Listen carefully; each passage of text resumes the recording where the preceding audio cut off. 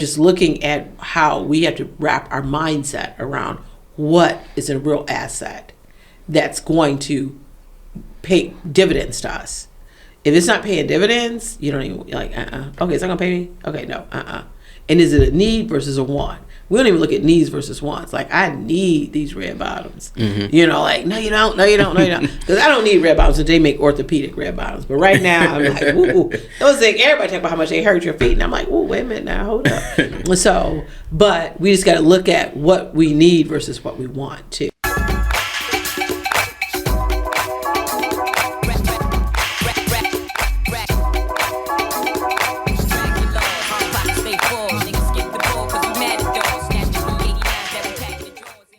So, what up, though, ladies and gentlemen? Welcome back to another installment of the Black Fridays podcast. This is a very, very special episode because we have Detroit royalty in the building. We have someone who is an author, a philanthropist, an entrepreneur, senior director of I'm forgetting the title. Investments. It doesn't matter. Yeah, okay. Senior director of investments at Oppenheimer. We have Miss Gail Perry-Mason in the building. How you doing today? Hey, it is so great to be here. I'm honored to be here. So thank you. Thank you. Honored to have you. So wanted to be able to dive a little bit into your background. So as I had mentioned at first, it's a lot of things that you have dove into over your career, but really want to know kind of more about your background and what led you to being in the financial investment space. Oh, wow. You really want to know? Yes. Totally.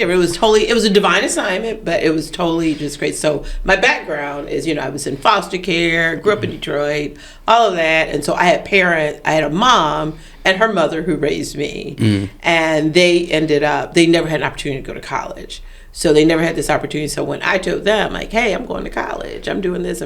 So, but my mom was in her 50s when she adopted me, so she was very strict. Grandmother in the 80s, so it was just strict, raised in a strict environment. So I went away, I had an opportunity to go to Michigan, like you, Dex, and everyone, going to Michigan. And then, but I was in the bridge program, I guess, in the bridge program, and I was like, oh, wait, I gotta work.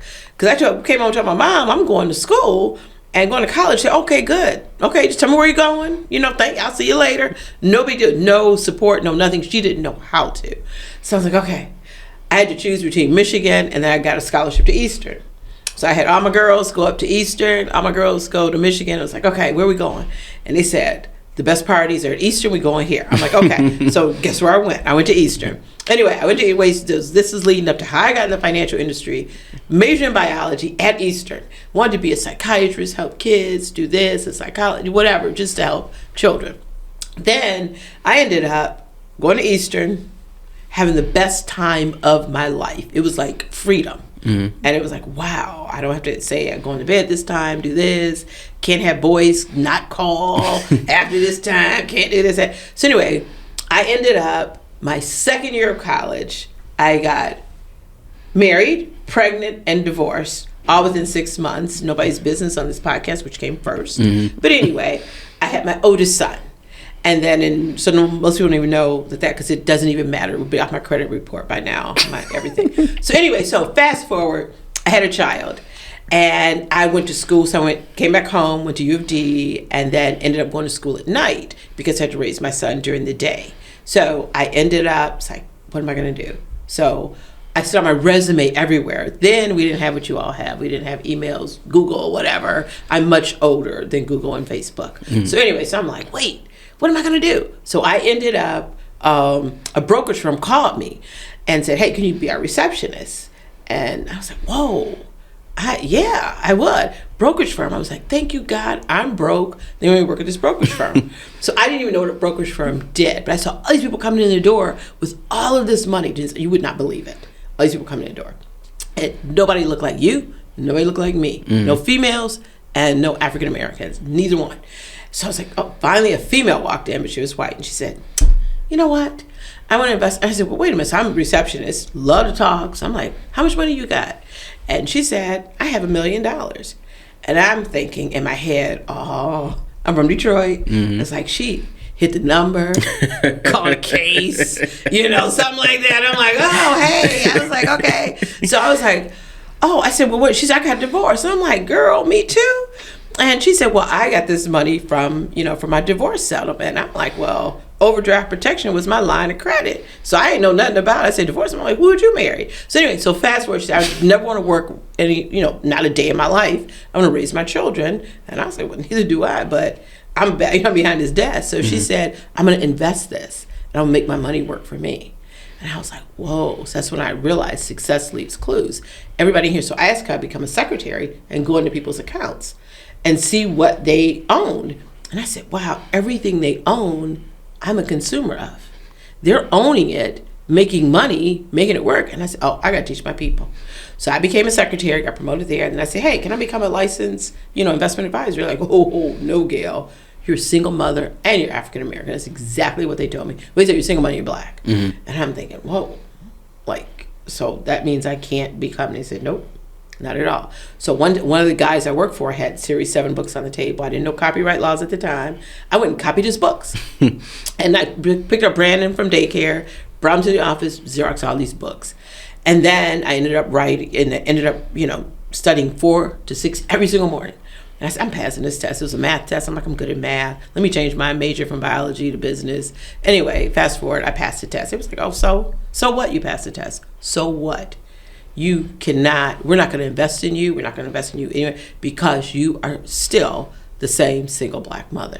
So I ended up reading about people and that's why I always say success does leave clues. But I had to case the situation out. So case means copy and steal everything. That's why I stole the books. I was looking at what everybody was owning, buying, whatever, and I just started learning from successful people.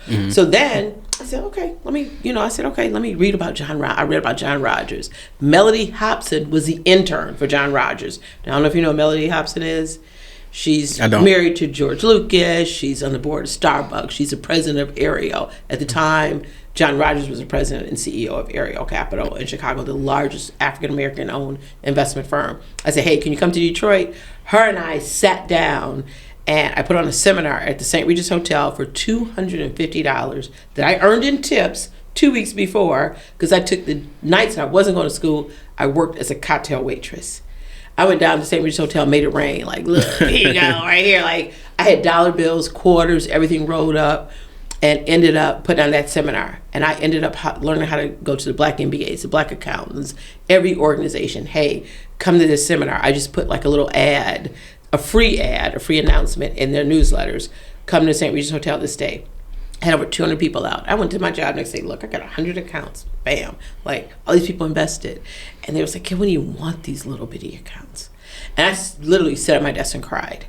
And they said, okay, we're going to give you a chair, kind of like what I'm sitting in now with some wheels on it. You could roll over. You could try to be an investment advisor. We're not going to invest in you. We're not going to train you. These are the numbers you got to make. We give you 90 days to make it. If you don't make it, I want you wheel right back on, roll right back over. Then I became, VP, senior director, blah, blah, blah. So anyway, so that's how I did it, by teaching people, my people, women, children, everyone. So I may not be the top producer, but I want to do whatever I do to give back. So that's my divine assignment. So long story, that's how I got in the industry. I love that. And I'm curious because it seems like you, and just from like previous conversations or talks that I heard you give, like you've lived multiple careers or had multiple jobs. And I'm curious if those catered into what it is that you do now. Like if you feel like that helped better prep you for the role that you have in the investment industry now by having those different assignments over your career. You know what? And my assignment started I found out because I was adopted, found out I'm half Jamaican. So I've worked since age 12. From working in daycare to helping kids out there, from working at McDonald's, hiring all my friends. I always had this +1 strategy. All these careers have helped me. If I'm working at McDonald's back in high school, I'm like, look, okay, can you hire my friend? I always, if I have a seat at the table to gain access to making money or access to opportunities, I always bring somebody with me. So I'm working at McDonald's to daycare to also to working at the brokerage firms. I always try to bring people in who look like me or people who need an opportunity to break so they can rise higher than me. So yes, so it has prepared me from being a receptionist. This is where you talk to people. People don't realize how important that position is in life. That's the first person you see. Being an assistant to somebody is like so important. And so that's why right now, I mean, I still to this day, if I pass by, if I'm in the office, I don't care what position I'm at, how high I am, I will, if I see a phone ringing and whatever, I will answer. I got my phone voice, Oppenheimer, can I help you? Whatever it is, can I help you? Nothing is ever beneath anyone. And I don't care. So I still hold every position I've ever had, whether it's greeting people, if people come in the door, they don't even look like me still. And people come in the door and they look at me like I am, like, oh, she's receptive, whatever. I will offer people coffee. I will offer people, I'm still a servant in this life. It's still my position. But I always bring other people to the table to rise higher than me is my other position. So did it prepare me for it? Yes. Because I know what it feels like to be in every position. I know what it feels like to be discriminated against. I know what it feels like to have even people come to me. And I was just thinking about this the other day. I had one lady, I was sitting with a client who was dying, and she just sold all of this land to Walmart. And I'll never forget it. And I inherited this client from someone, and I went to go meet with her, and I talked to her on the phone for a while, and I met with her, and she had millions of dollars, which everybody wants clients with millions of dollars. This lady said to me, "You're colored." And I'm like, "Yes." And she says, "Well, I can't have you touch my money, manage my money." And I'm like, wow. And I didn't think about it till later. So, all of these obstacles, overcoming, but it helps me prepare other people, of course. But I was like, well, I don't care how much money you have. If you feel that way about me, I would never, ever. So I've learned so much. And then this way I could, teach a lot also. So did it break my heart? I mean, I've shed so many tears for the next generation. So I've already tried to open doors and shed tears for the next generation, so they won't have to grow through what I had to go to. That's phenomenal. And I'm putting a pin in that because I want to introduce you to my favorite section of Black Fridays, which is Freestyle Fridays.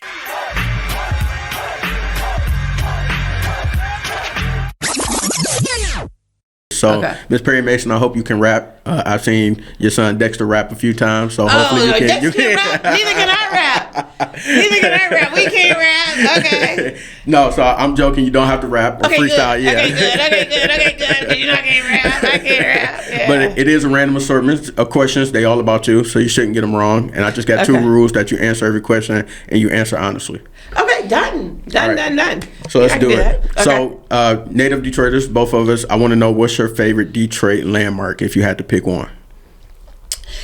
Favorite Detroit landmark is the library downtown, where my mom took me, the first time she ever took me to a library. That is my favorite landmark. Every time I walk by there, that is my favorite landmark. The other favorite landmark is Hutzel Hospital. I got two of them. It's Hutzel Hospital, the home where that's where my biological mother just left me. And that's where I sit on the board now. So those are my two favorite landmarks in Detroit. That's powerful. And I feel like the library is very underrated, super underrated. Beautiful old school building. Oh, loved it. Yeah. Yes. I walk by it all the time. I'm going to go by it today. Yes. And I know that, to follow up on that, I know that you read a lot of books. So do you have a favorite book of yours that top of mind is your number one? The Richest Man in Babylon.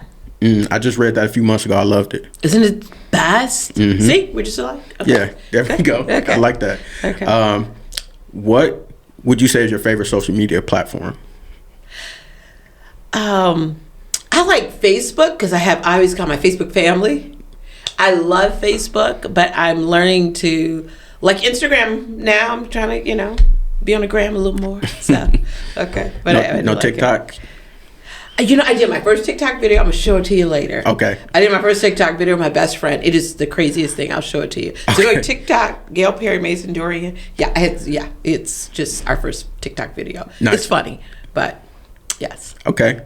And out of all the jobs that you had, what would you say is the most random job that you had? Cocktail waitress. Never waited on tables in my life. Just knew from cleaning up behind, my mom all the time. So just taking drinks with two hands to people on a plate, on a thing. But that was probably the most random. I worked at a bar called red-paired back in the day, and that was the craziest thing. But I had to do it in order to pay for daycare, in order to pay for seminar, and I only lasted 2 weeks. But it was just very random, and I can tell how people can be rude. That's why it's say in life now, I'm never ever rude to a waitress, waiter, anyone. I always tip them with love. Beautiful. Yes. And if you had to, if you got 3 boys, if you had to pick one as your favorite right here on this podcast, I'm joking. I got my firstborn favorite, my secondborn favorite, and my thirdborn favorite. Yes. That's the perfect answer. Yes, that's the perfect answer. But you know what? When I die, I want them all to argue. I want their biggest argument to be, I was mom's favorite. No, I was mom's favorite. No, I was mom's favorite. I want them all that argument. That's what I want. I would love that. They are all 3 my sunshines, and I love them just with all of my heart. That's beautiful. That's beautiful. I know you mentor a lot of people, so I want to know who mentors you. If you had to, shout out some people that have been pivotal in your career and your life thus far. So I have mentors. I don't even know they're my mentors. I have my own personal board of directors. Okay. I got the people like the Oprah Winfrey's of the world, the Melody Hobsons, people like that who I look up to and their success. But I have to say, in Detroit, I don't know. Do you know Cindy Pansky? I don't. She is owner of Strategic Staffing Solution, or Carla Walker Miller. Those two, and she's Carla Walker. That's a Walker Miller Enterprise. That's the energy company. Anyway, those 2 women right here locally are like, I just look up to them. Their success. I mean, I go out for drinks with them, and we pour into each other, and I admire those women. I admire them so much, I have to say. So, and then when it comes to males, I have male mentors. Like I look at them, what they're doing. I look at the Walt Douglases of the world. I look at the David Baker Lewises, all of them who are just doing amazing things and hiring blacks and lifting up other people and making family businesses like Walt Douglas, like what they're doing. So I admire so many people in Detroit. It's a long list. I'm like, okay, how many? It's so many of them. It's so many people that, even though they don't directly mentor me, I look at their success. And what I mean by success is not about money. Right. It's about, are you giving back? Are you loving your family? All of that. Are you helping? Are you giving people opportunity so they won't be poor? Because I always say poor means passed over opportunity repeatedly. They make sure that anyone who works with them, whatever, has an opportunity. That's beautiful. I like having your own personal board of directors. So I'm definitely going to adopt that strategy moving forward. Yes. You have to have your own personal board of directors all the time.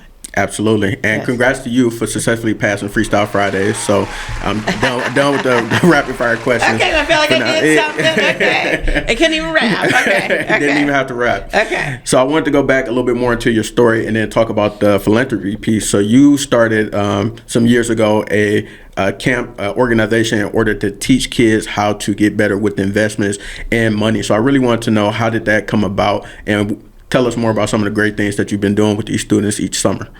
Okay, so it started because I read in the paper, because I always, summer camps was my thing because I had 3 sons. But I read this rich kids camp, and I was like, oh, what is this? And my kids weren't rich, but I was like, oh, what is this? And they said $10,000 to go to the camp. It was in the Wall Street Journal, and $10,000 they had to bring with them. And I was like, whoa, my kids won't go here. So right where Bass Blue sits right now used to be a black-owned museum. So I ended up knowing the executive director there. She's the most beautiful lady in the world. And I had my first camp there 27 years ago. And I said, I'm going to host my camp right here. So I'm going to do this, and I'm going to teach them the same lessons that they're learning. And I rented some limousines and had them ride out in limousines, and it was called like Rich Kids Camp, Money Matters for Youth. Back in the day, this is 1996. So fast forward, I ended up, after thousands of young people later, I divide them up like stocks: small cap, mid cap, and large cap. Small cap is elementary school, mid cap is middle school, large cap is high school. So I have 3 separate camps now. So now we have it down at the Aretha. We have it at U of D. We have it like all over because we have so many of our young investors every year. We've taken quite a few young investors to the Warren Buffett shareholders meetings, which has been one of our highlights. Just taking there, we're on the Warren Buffett's documentary now. All of our young people now are they're doing, send the elevator back down. I send it down to them. They rise higher than me. I have so many young investors that are killing it right now, owning VC firms, doing this, doing that. And then they also, we went to Dubai one year, this past year, and they went as owners of Crocs. So they went to the Crocs store in Dubai. So we do international investing. So we talk about international investing. We talk about giving back. And then this year, it's all about Nelson Mandela, how he put sports and money together. So what we're doing is a sports entertainment camp. So we're actually doing first day like money baseball. You cannot not know the basics of financial literacy until you run from base to base. What's a stock? What's a bond? You can't hit a home run not unless you know the basics of financial literacy. Then we're playing, basketball, ballers, how to take your best shot when it comes to investing, how to guard your investments. We're doing soccer. You have to write down all your goals first. And then you could go and play soccer. Then they learn how to serve. They're playing volleyball and tennis. And then they're going to go serve and leave kindness rocks all over the city, write and things, and invest in others and plant financial gardens for senior citizens. So we're going to give back. So we're doing the sport of investing. And then 32 of those young investors are going to be flying out the very next week. We're flying out to Johannesburg. Wow. And being hosted by Mandela's family. And they're going to ring the bell on the stock exchange, on the Johannesburg Stock Exchange. Wow. Is that I'm so excited. You don't even know how excited I am. So we're going to have a sports day there. And we're going to, play sports with the young investors and our young investors and then young people in South Africa. They're going to become entrepreneurs. So, yeah, so we have so that's what we're doing. So this year, we're growing. And my thing is I've never experienced, going anywhere internationally. I've never gone out of the country really, not unless when I went to Dubai, whatever. And so that's my +1 strategy. If I have an opportunity, even though my +1 strategy ends up being like a +35, a +50, a plus whatever, I'm taking my young people with me because I want them to have this experience. So, yeah. So this year I'm beyond excited. And I got to call Lauren Stovall when we leave here. We need to have her on. So Lauren Stovall, we're ringing the bell on the 21st. That evening, Campus Marsh is here for the Detroit Wall Street. Wow. So we're doing that. Our young investors are doing that right here in the city of Detroit. And then we're getting on the plane and going to South Africa and ringing the bell there with Mandela's family and talk about unity. And so I really use money as a tool to reach our children because they'll listen about money. But it's really about love and about unity and about coming together and getting out of their comfort zone and to find their own gifts. They become value investors. I need them to learn their value, each other's value, and then the value of the dollar.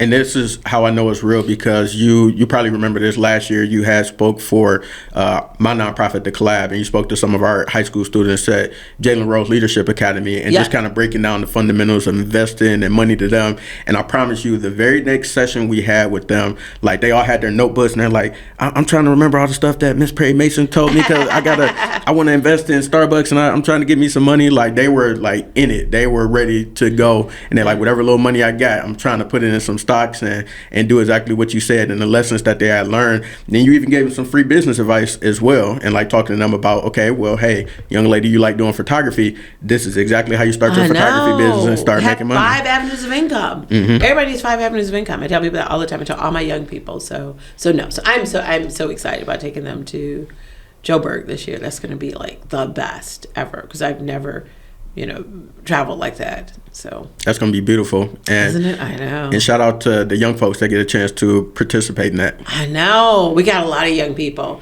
And then next year we're going somewhere else. So I'm trying to like divide up all my young people to give them, the experience. So I know. So and while I have the expert in the room in investments and money, I would like to know if you would be able to give us some game on. You just mentioned 5 incomes or 5 different streams of income. How can, if I'm somebody that's trying to figure out my winning money strategy and I just got 1 stream of income, I just got my job, how can I branch out and then start to build those other 5? So, okay, first, so it's good. We're doing Friday, so Financial Friday. So let me say what you do. First thing is to thepennyhoarder.com. You go on there every day. It'll send you ways to make money while you're sleeping. The same thing, it's like, what is making money while you go to sleep? That's like the key. Like what companies you own, anything, real estate, anything. Just think about what can make money. Turn your passion into your payment, of course. If your passion is photography, take pictures, upload the pictures to iStock Photo, to Etsy, to whatever, all these different places. Then purge. Make money by purging. We all need to purge. I don't care who you are, you need to purge out your closet here, whatever. Take those clothes we're in Detroit, to Regenerations, right in Ferndale. Just take your clothes back. Take your clothes somewhere and sell them. We're having a stock exchange at the camp this year where everybody's going to exchange their clothes or sell them. I like that. So we're doing that. So just bring it there and purge. So, set up your own personal exchange. But the Penny Hoarder, they have things, if you're going to play solitaire on your phone, they got a way you can get paid to play solitaire. If you like to sleep, they got ways for you to sleep. If you like to watch TV, even watching YouTube videos, you can't be watching YouTube videos all day if you're not getting paid to do it. Or create your own YouTube video. So there's so start thinking, like, once you get your 9-to-5 job or whatever your hours are, never exchange dollars for hours. If you're doing that, it's a paid internship. Then after that, you turn around and it's like, okay, what am I going to do to create other avenues of income? So I got one lady who I told this to, she was a young lady. She has 5 avenues of income. She called me and said, I'm doing this real estate, I'm doing this, I'm doing this. I said, come talk to my children. So now I have people who are doing this, who came to my camp years ago, and they got, I got 5 streams, Like, come on, don't shop on Fifth Avenue. Come in here and do this. Don't buy red bottom shoes. First thing you don't do. It'll put your budget in the red. Go to Rent the Runway. That's the one thing I tell young people. I went to so many prom send-offs last night. I'm like, oh my God, they spent all this money. I'm like, you could have rented this dress. You could have rented those shoes. You could have rented those. They had everything from all these different brands. And I'm like, okay, you could have rented this for $20. Because once it's on that's your social media platform, once you're on the gram, it's over. You get weird again, right? And I'm like, that's why I wear my uniform, black and pearls, every day of my life. I got a uniform, so I don't have to worry about it. So I could wear whatever I want to all the time. But you young people, yeah, all the time. And I like shoes, so yeah, that don't help me none. Oh boy, so you're StockX. Yeah. So I took all the young people to StockX. I love StockX. I love how they get back. So we partnered with them last year. Nice. So yeah, I love StockX. So that's one of, and they will go there and I ask, can you hire my kids? Everywhere I go, my young investors. So yeah. So that's I hope that answers your question in a long way. It does. And I just wanted to say, if you're watching this and I know you personally and I hear you talking about you ain't got no money after seeing this episode, you ain't doing something right. You need to reevaluate your situation, because she just broke it down for you on how you can make passive income literally while you sleep. So thank you for helping us out with that. And wanted to know, as far as, so you're an author as well, and You've authored 2 books. What was it like taking your experience and many years and career and then being able to consolidate that into a specific subject for those books, and what was that journey like in developing those? So, and I thank God I had a board of directors. I had someone who was an agent who helped me with the book. I worked with Glenda Bridgeforth, who is amazing. Could not have done this collaboration without her. And she's the one who told me, oh no, we need an agent. I'm not doing, we're not doing self-publishing. We're not doing this, we're not doing that. I'm like, okay. Then they set up the publicists. They set up everyone. They set up your book tour. They set it up, and they actually, go by chapter to chapter. So the outline is the key for the book, basically. So I learned okay, so outline is this, is that. Because I want to do another book, which I haven't really talked about. I got 2 books I want to do. So, but one book is called ROI, so Return on Investment. And I wanted to be about all my young people who are killing it these days. So that is my real return on investment, is how well everybody's doing right now. And then how investing in our young people and sticking with them and seeing the promise in them and bringing it out is a real investment. So my other book is called From a Full-Figure Woman to a 7-Figure Woman, A Woman's Guide to Shifting Her Assets. The worst thing in the world is to be fat and broke and weigh more than your credit score. So that's my thing. I'm just like, look, let me just go. So and it's just like a diet. It's just like a diet. It's just like, okay. But a diet, I don't go on diets. Diet just means, did I eat today? That's the only thing diet means. So I don't go on any diets. But the thing is, I just try to like cut back, just like with your money. It's the same exact thing. So I just try to take real life things and write it down. So start writing down your outline, just real life things that you learn. I say, oh, this works. Okay, I got it. Because one thing I had to learn, stop eating in the car. That's my biggest thing. As soon as I go to the gas station, do whatever, even I'm pumping my gas on the outside, oh, you run and get some chips. Come in, I got a sign in my car now, do not eat. That's really for me. It's like, okay, I can't eat in this car no more.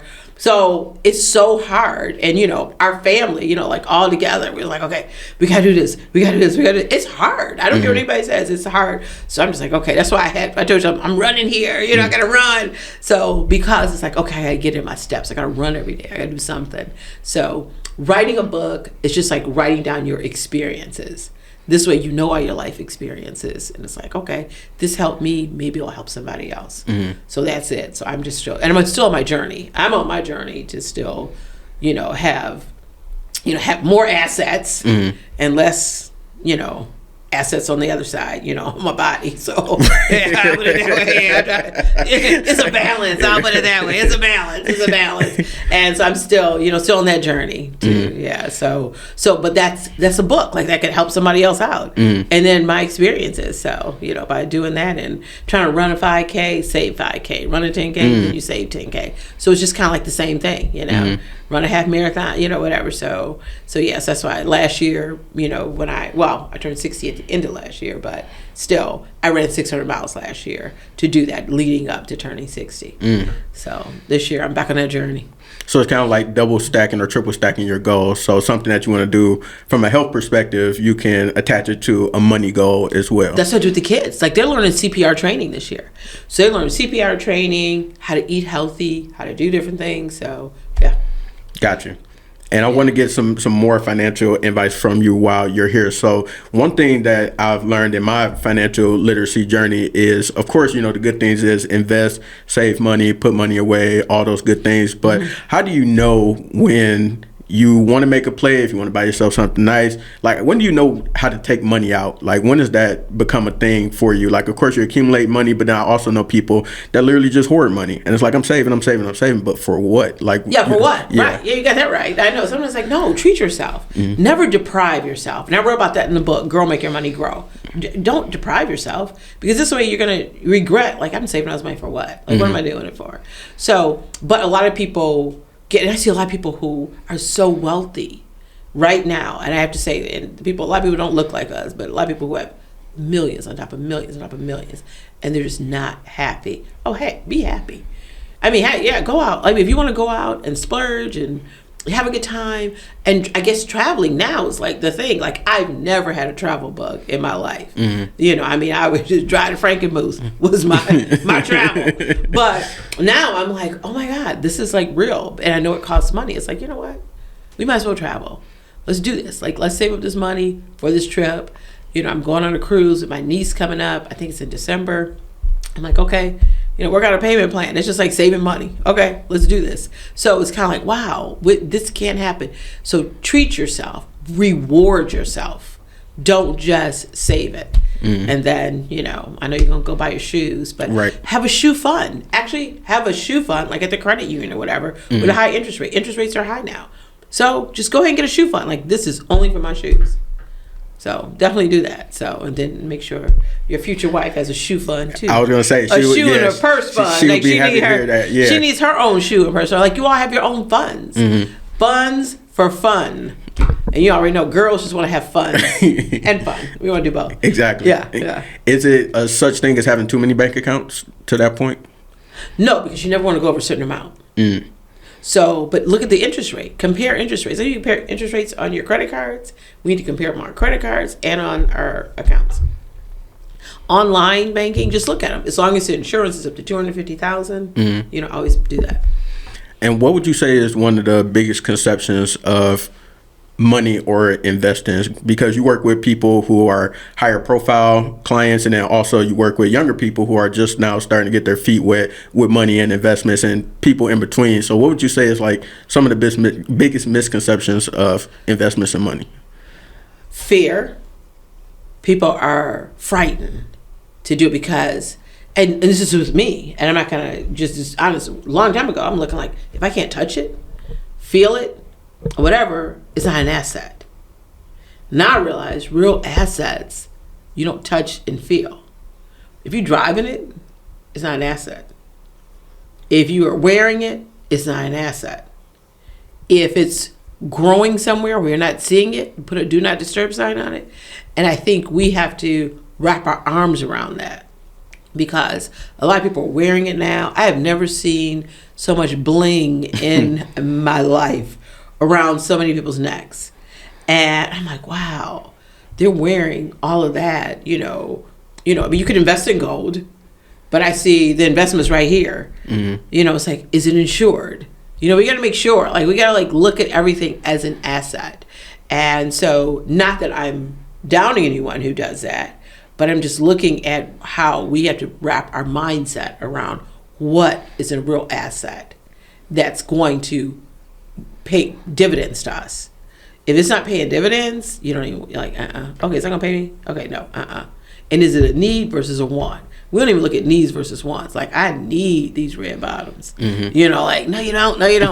Because I don't need red bottoms until they make orthopedic red bottoms. But right now, I'm like, ooh. Those things, everybody talk about how much they hurt your feet. And I'm like, ooh, wait a minute now, hold up. So, but we just got to look at what we need versus what we want too. So that's another thing. And then when it comes to investing, it's about research. It's about who you feel comfortable with. Mm-hmm. And then start just talking to people. Get a financial coach. Mm-hmm. And financial coaches are great because they don't actually do the investing, but they get you ready for that next step. Mm-hmm. So I always think people need a board of directors. You need that financial coach. You need that insurance person. You need the real estate person. You need, we need this podcast on your board of directors. So because you always give up so much information. Mm-hmm. And Dexter's one of your biggest cheerleaders. Shout out to the homie Dex. Yes. So, and what would you say is next for you? What's next for Gail Perry-Mason? What's next for Money Matters for Youth? What's on the horizon? What's in your crystal ball? What's next for me? I would love to, it's so many different things. I mean, I'm doing so many different things. But in the end, not in the end, maybe after 5 years, after 7 years, I do want to hand my business over to somebody younger, who looks like me, who would treat my clients well. I would love to one day do something like that, and then and groom them to be in the position to do that. The next thing, so I know my clients taking care. I would love that.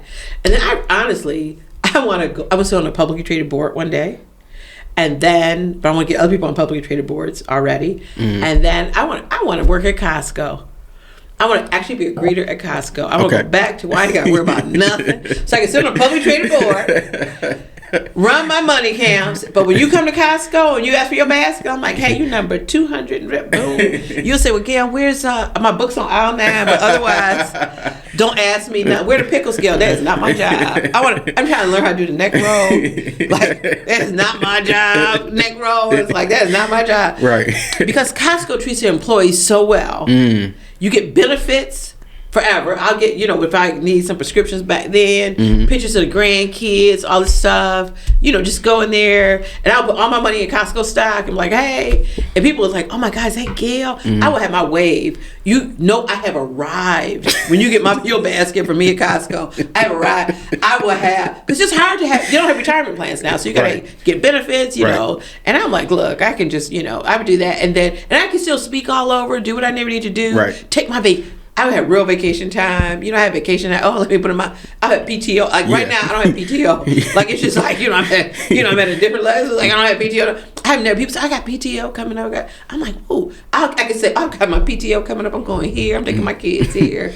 Yeah. So I'm going to work at Costco. Then I might get a job. Then maybe, get a home in Florida, Arizona somewhere, and then go and transfer my job down there for the summer. Okay. For the winter months. Transfer my job over here. This way I'm still talking to people, interacting. Right. Because I love to talk, as you can tell. So anyway, that's all. So that's what my crystal ball say. I love that plan. Yeah, we see me at Costco. It's like, whoa. Yeah, they'll think, oh, Gail, is that Gail Perry-Mason? Right. Take my picture. Come on, girl. I have arrived. Yep, I have arrived. So I want nobody on your podcast to try to take my job. Right. Yeah. When you see her at Costco, she did not fall off. Yeah. She actually is the complete opposite. So Yeah, I'm like, I would. Yeah, that's my next level. Will be when you see me at Costco. I already know all the managers at Costco. I already know. They know me. I know them. Hey, they know me not coming there. The plan is in motion. Oh, no, it is. Yeah. I'm like, I'm going to be working. I'm definitely, I love that. Yep. I love that. Yep. Birkenstock shoes, red vest, boom. Yep. You got to worry about me with my uniform. I have some pearls. Right. That's just one of the many streams of income. That'll be one of my streams of income. Yeah, because while I'm there, I'll be making money somewhere else, too. Exactly. And getting ready to take my kids on, trips. So by then, more people will take over my money camp, and this way that will be my legacy. I won't have to really worry about it. Mm-hmm. Yeah, I don't even think you can be on your cell phone at work. Nobody can bother me.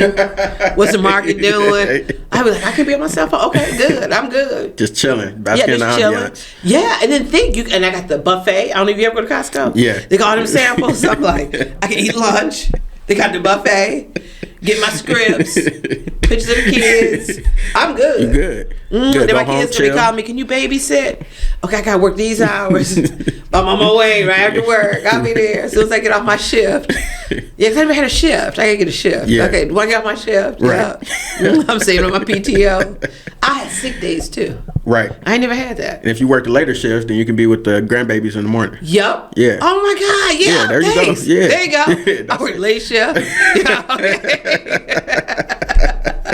Yep, that's what I want to do. That would be the best. That's like one of the best retirement plans I've heard ever. Oh my God, that is my retirement plan. Yeah. That is my retirement plan. Yep, and I'm just gonna be right there. I love it. I love it. Me and my friends, we gonna probably work at Costco too, acting up. Right, come on, girl, we about to go get this Costco check. Better get this. That's it. Yeah, that's okay. Yeah. These are receipts right here. Yeah, girl, you see they got aisle 9.